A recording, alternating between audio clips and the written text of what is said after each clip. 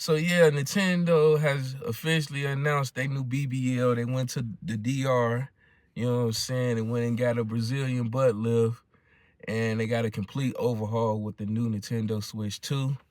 So it seemed like the rumors were a little bit true in some instances, in some cases. It looks pretty good, you know what I'm saying? The doctor definitely did a good job with the BBL, got some new hips, got wider hips, got a bigger screen, you know, bigger tatas on the QLED on the monitor, and it's pretty much the same exact thing in a sense, just designed it very well with the presentation. Nintendo did its thing. It was a couple things that was concerning to me about the video. First one, I don't want to say concerning. I guess got a couple questions per se. One, you know, what's the information on the stick drift? Like how have they improved on stick drift with the nunchucks and stuff? I forgot the name of them, what they call them, but I know what previous Switches, the one that I had, like the original Switch, it had issues with stick drift, and you know, it was kind of turn off-ish. So I want to know, out the box, coming out of the box, what have they done to improve with the stick drift? And also, at the end of the video, I noticed that it said that certain games of the Switch, it will be able to play Switch 1 games digitally and physically, but it says certain games will not be compatible from the Switch 1 going to the Switch 2. And they was like, okay, further information will be down the pipeline about which games are not supported. I'm concerned about that, because is this one of them nickel and dime moments where Nintendo is purposely not allowing certain games for the Switch 1 to work for Switch 2, because they're gonna have like cross-platform games. You know how they have previously, they release a new game, but it works with the old Switch, and you had the game for the new Switch, the newer version. Like, are they gonna try to nickel and dime the consumer into possibly upgrading or paying more just to play old games? That remain to be seen. I just noticed that at the end with the fine print, and I was kind of like, that's kind of weird. They supposed to do a full presentation in March, and we still have not got an official release date for the Nintendo Switch 2.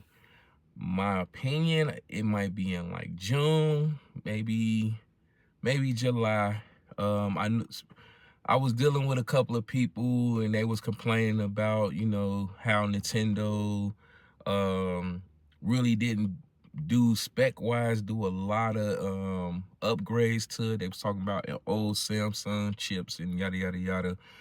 But that's not a real concern with me per se, because this Nintendo being Nintendo, Nintendo has always scrapped up and used the bare minimum to produce and deliver the most, especially when it comes to their IPs and their games.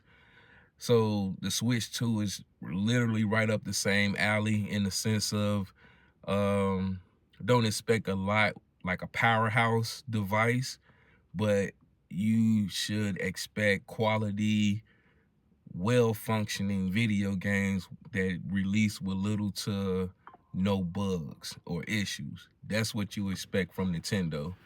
And from the video, you know, they already introduced a Mario Kart, the same run-of-the-mill situation. So me personally, will I be buying the Switch 2? It depends on my kids, of course. Me personally buying one, no, but I will buy one for my kids and use them as an excuse to play the games that's on there, absolutely. But me physically going out and just going out my way to spend that money for Nintendo Switch 2, nah. Did I think they did enough to sell for their consumers? Absolutely. The BBL was BBL, and the bigger screen, the nunchuck controllers were bigger. The design looked really good. Docking station, they already got used to it with the first Nintendo Switch. Came right back with the same exact thing. It take cartridges, because once, that's Nintendo's thing. They ain't moving from that. So, and then you also have the digital library. And I know for a fact Microsoft will be trying to implement or trying to put in Game Pass on Nintendo Switch so they can get some subscribers also from that point to increase their numbers with Game Pass. So they might get those nice graphically games on the Switch too, but it won't be coming from Nintendo themselves. It'll probably be coming from xCloud and Microsoft via Game Pass. But it's a wait and see approach to see how they're going to present this. I think it was a really good, smooth move. Never count Nintendo out. That's why I'm going with the positivity with Nintendo, because it's Nintendo. Anytime they released, they delivered. Regardless if you like the games or not, they have an audience that loves what they have to deliver. And it shows in the sales, it shows in the console selling, as well as the software. My case in point, hey, I bend and folded this year.